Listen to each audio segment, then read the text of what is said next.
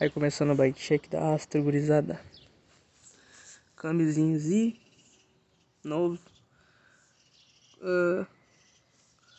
Cassete Sunrace. Corrente KMC. Guiazinho. É um Operate chinês mesmo. Pé de vela fan, KDH. Coroa Notable, né? Wide.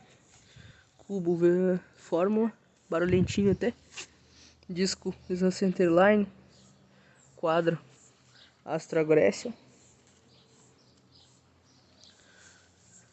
Choque é um Marzocchi Rocco.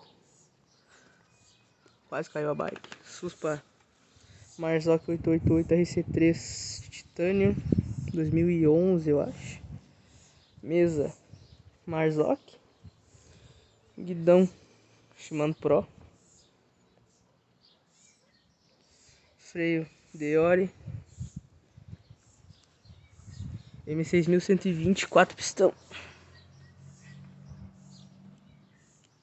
Roda dianteira uma 27,5, aro Vezan V Plus 27,5 com cubo Sun Ringo Demon. E pneu Maxxis Minon DHF.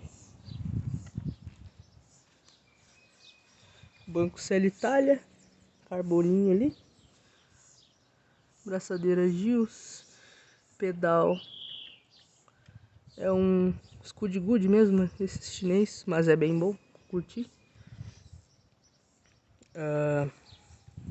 Quadro Astra Aggressor, né, tamanho M. Tá bem grande a bike por causa que o quadro é grande. E a roda 27,5 tem 1,58 m. Tirando isso tá bom. Aro traseiro é um Extreme mesmo.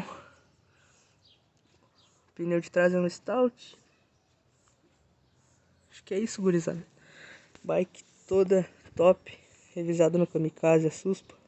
Quem conhece sabe, tá ligado o trabalho. Melhor bike que eu já tive. É nóis.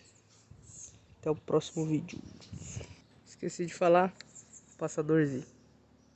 Não sei se dá pra ver ali. Não, aí dá.